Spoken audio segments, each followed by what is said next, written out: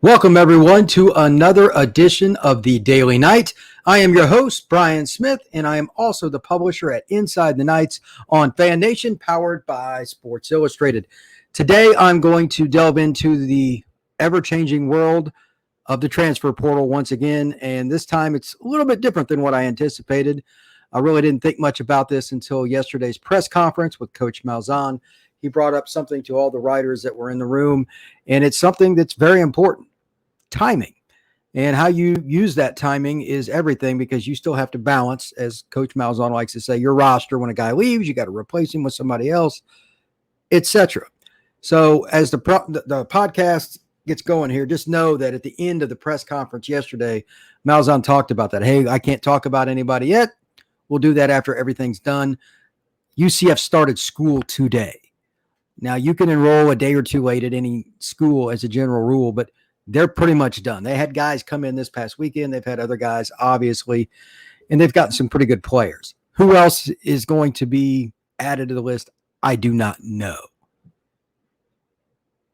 Even though I don't know this much, I can tell you, UCF is doing as good as pretty much anybody at balancing need and bringing in guys that are going to be able to make it at UCF and stick with it for more than 6 months.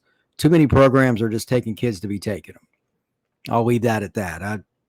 There's even rankings already for like the transfer portal. 24/7 started that, which is kind of interesting, but it's a little early for me to worry about that yet, because a lot of kids left for all the wrong reasons where they were coming from to their next destination. So with that, I've got 4 categories here I'm going to kind of touch on in one way, shape, or form or another. And this is the first one is the most unique. And I was reminded of this yesterday. One of the other writers said something to Gus, and he just kind of gave the wide eye look. You have to recruit your own players first. Now, what the heck does that mean? Well, let's not kid ourselves. Number one, other schools are going to try to recruit your kids. Flat out, no ifs, no ands, no buts.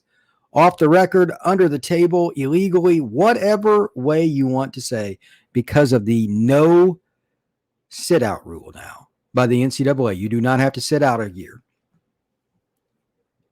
Schools are going to try to cheat. They're going to try and cheat. I'm sure a lot of people would love to have Isaiah Bowser enroll at their institution. He's an excellent student. They wouldn't have any problem. Jalen, Sam Jackson, whatever it may be. There's a plethora. You always got to have a good rapport with your players. It adds a lot of time to what the coaching staff does. If you don't stay on top of your players, in their opinion, they'll leave. That no sit out thing is good and bad. Like anything else, there's a trade-off when you make a big decision. And I'm like anybody else. I have my reservations about the transfer portal. I understand why it's there in terms of the rule and everything that goes along with it. But right now, the transfer portal is a complete disaster. And it's because 2/3 of the kids don't get to go to where they want to go. And I'm being very nice with that number. It's more like 80%. A lot of kids think they're going to the NFL, and that's on them, though. So, again, there's trade. So you got to recruit your own kids. That's number one. UCF is no different. Number two, when you do bring somebody in, it can't be a number. If you're going to spend all this time on it, just like with a high school kid, every scholarship counts. You get 85. That's NCAA allotment. You have to make sure that it's going to matter, and it needs to be a little bit more, quote unquote, of an impact. By and large, most kids only have 2, maybe 3 years of eligibility when they transfer. For the kids that just came in the door last fall and now are transferring, that makes me a little more nervous. I doubt UCF's going to take many of those unless they are just flat out elite players. Terrence Lewis is an example. But by and large, it's going to be a kid that's at least 2 years in, if not 3 years into college. And it's so they can better find out what's going on with them. They're more mature physically and mentally, and they have a better chance to make an impact.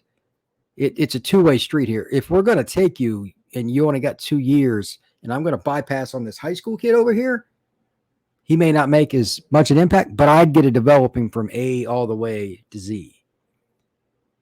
And these, some of these off-the-record conversations I've had with a few scouts and coaches and stuff at the high school level the last few days kind of awarded me some of this conversation piece right now, in addition to talking to Coach Malzahn yesterday and some of the other writers at Gus's press conference with everybody. And Bowser was there, Montalvo, Alex Ward, and who am I missing? Sam Jackson. Those four came, they talked about why they came back.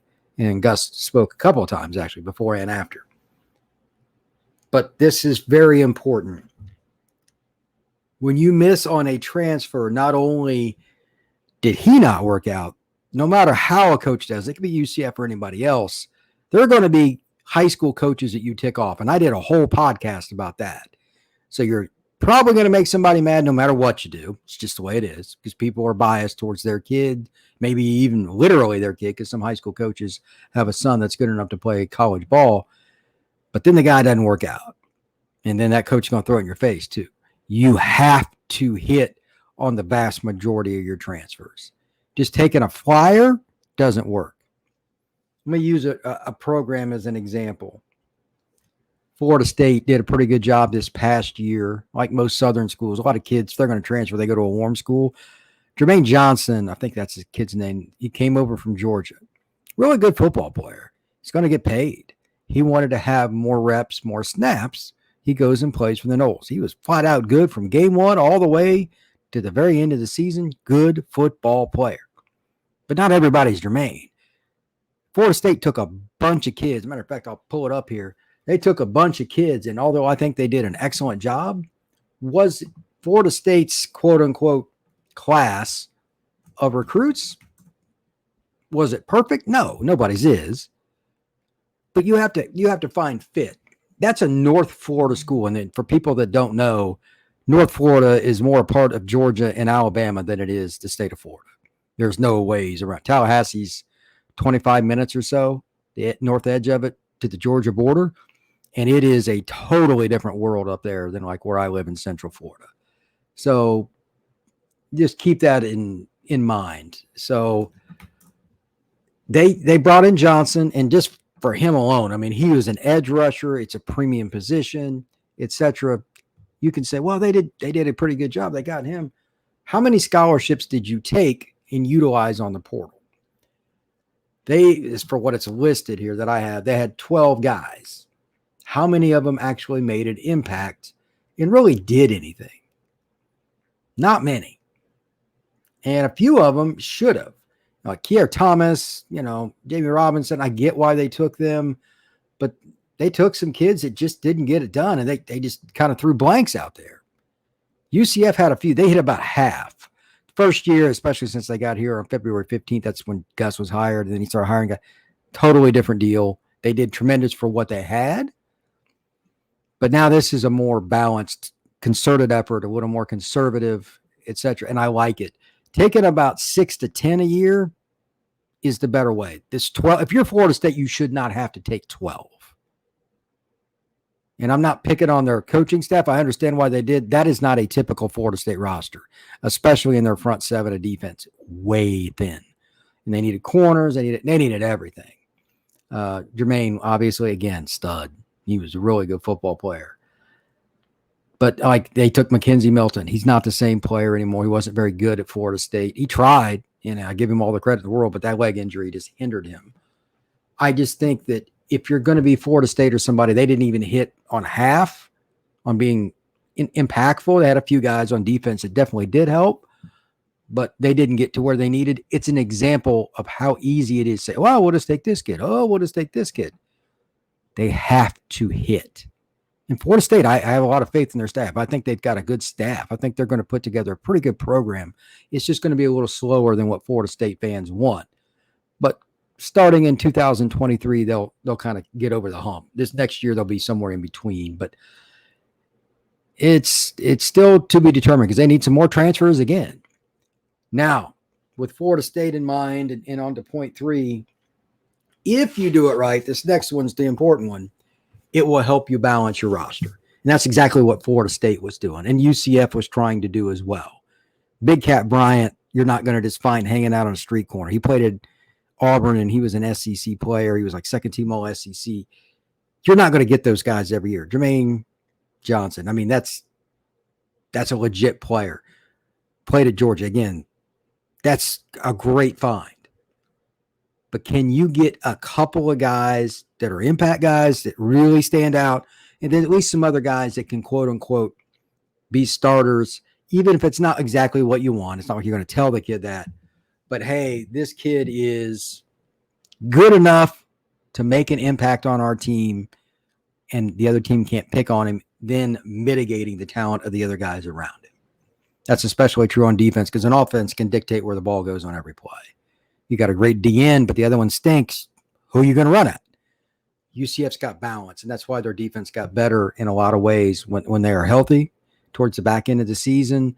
They had a lot of injuries, but they still have brought guys up and they coached them up, etc. And when they got a few guys back, it helped tremendously. And that's why they played pretty well against Florida. But they needed some of those additions to help. Big Cat was the obvious. But, Devod Wilson's transferred into the program. They've had other guys too. That's the goal. You've got to balance your roster. And to that end, I know I've made mention of this recently in another podcast. They have absolutely got to hit linebacker. Andrew Johnson and I talked about that yesterday in a podcast. They're thin as all get out with Tatum Bethune leaving, Eric Gilliard transferring as well. This is not a great situation. The high school kids they got are developmental guys, have a lot of speed. They understand football. Their IQ's pretty high. I just don't think they're physically ready to take a lot of pounding. They're going to need at least two more, in my opinion, or they're going to have to move somebody. That's how I see it. Maybe that doesn't happen, but that's what I see. To that end, the final point here, and then I'll get out on this. If you want to do what UCF did this last year and go to the portal heavy, I think UCF had about the same number of transfers. You're going to get yourself in a bind eventually. You're not always going to find Big Cat to come in and rush the passer and then go off to the National Football League. You're not. You got to remember, Alabama uses the transfer portal too. The Jamison Williams kid is getting ready to play in the national title game tonight. Yeah, he was a transfer portal guy. If Alabama's recruiting that kid, that tells you that everybody's involved. Nobody has consistently recruited better over like a 12-year period than Alabama in the history of college football, period. And they still dipped into it. I think they took like 4. They were very selective, but 2 or 3 of them were like hits, guys that started or were rotating, etc. That's the kind of thing that UCF needs to get to. Maybe not just 4, but 6 to 8. Instead of taking 10 plus, somewhere down the road, that high school number needs to climb. So it's more about impact guys. But to do that, this is, again, back to give and take. You have to be able to provide a reason to go there. Jamison could have went to UCF. If he'd have called him, I'm sure they would have taken him. I'm sure they would have. That doesn't mean it was the best option for him, and maybe that's why he didn't come. Maybe he just thought it would be a great fit at whatever schools, and he limited it down. And of course, picking Alabama has obviously worked out. He's been the most impactful receiver in all of college football this year.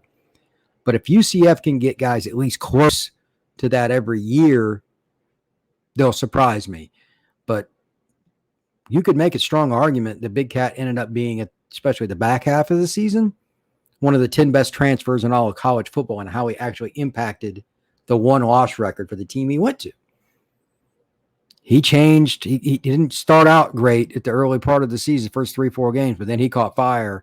He played better against the run and got after the passer better. He finished pretty strong. UCF was very fortunate to have him. They need a couple more guys. Terrence Lewis this year that's already signed, no doubt. The offensive tackle out of Jackson State, that's a good football player. Kind of a late bloom, which doesn't surprise me. I don't know how the best way to say this, but UCF, if you think about offensive tackle, like, you can never have enough of those guys, because if you're not good at tackle, you get murdered. Let me pull up a couple other things. I don't really think UCF is in a bad spot at O-line, but I was glad to see them go after him, because he may start right away. And even if he didn't, he'd be the first guy off the bench. Somebody's going to get hurt. UCF proved that this past year. And again, this is very good roster management. Gus and his staff, the administrative staff in the back office, tremendous job. You have to be prepared for what's inevitable. Football is about attrition. Tylen Grable is the young man's name, and he's a big guy. He came in college at like 240, 250, kind of a late bloomer. Now he's around 300 pounds. It happens. And when you're that big, 6'7", 290, long, athletic, and can kick step, there's a place for you in major college football.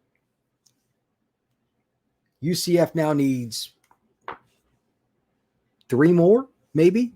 And remember, like Big Cat and some of these guys did not sign until after spring practice at a lot of schools. I mean, Alabama, USC, Texas, North Carolina, you name it.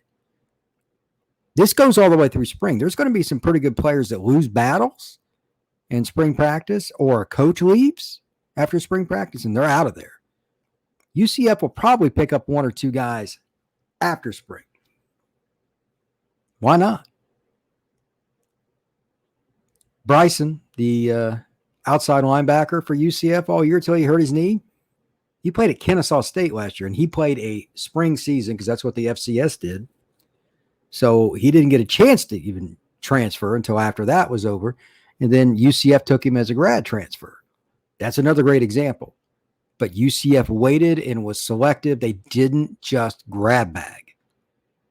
You have to be selective. And UCF, well, this year I still understand trying to get to about 10, maybe overall transfers. It's possible. The days of taking 12 or more, I don't think will be consistent with UCF. And I could be wrong. I think they'll take 15 to 18 kids a year from high school. I mean, we're in Florida. It's amazing the amount of talent that's there. And by the way, my first 7-on-7 tournament is this upcoming weekend in Haines City at Feltram Academy. Going to be all kinds of kids there. It starts again, but there's going to be maybe 1 or 2 more announced later this week, early next week. Coach Malzahn made it obvious. Hey, we can't talk about the kids yet. They're not enrolled. Boy, they don't even know who all they're going to get. He didn't clarify saying he had kids. We didn't even ask. But the point is still the same. They're doing it the right way. Due diligence, fit needs, impact, and they're not wasting. The kids they've taken so far, I kind of figured, they would probably take a little grab bag on a few kids too, and they haven't, which is good for them. I'd rather them be short on scholarships than wasted. Don't be that program. Too many do. I think Florida State might have taken a couple too many this past year, and I'm just glad that UCF did not follow suit. Just something to think about. To that end, a couple of things between now and the next couple of weeks to note. I do the FGA report, and that is Florida, Georgia, and Alabama, kids all over. There's a big tournament coming up on the 22nd and 23rd down in the Miami area. I'm going to be down there for that. A lot of kids that UCF has offered. There'll be a lot of different stuff coming up. Make sure you check out FGA Report on YouTube, and I've got a Facebook page for it as well. That's going to be a lot of fun, and it's going to go all the way through June. There's going to be all kinds of 7-on-7 highlights on my YouTube. You can see it scrolling across the bottom of the screen. If they're both there, the Daily Night on YouTube and the FGA Report, they're right next to each other on my YouTube page. You can select either one, and they go hand in hand, quite honestly. Make sure you check it out, subscribe, and like. I'm telling you, if you like football recruiting and you like to know what UCF's going to have on a roster, this spring and summer, you're going to see a lot of the kids in advance. And then, of course, in June, Gus and his guys will have a lot of kids in for camps and stuff too. But I'm going to be covering a lot of the kids they offer. I'm going to start going over some of those kids here pretty soon, but one by one I want to do research on it before I do a film review. I'm not going to do a film review on a kid if UCF's not truly involved. I'm not going to waste that kid's time. I'm not going to waste mine, UCF fans, etc. So FGA Report is going to dive right into the kids that UCF recruits and across the South, ACC, SEC. It's going to be major recruits, but probably a half of them conservatively will have an offer from UCF conservatively.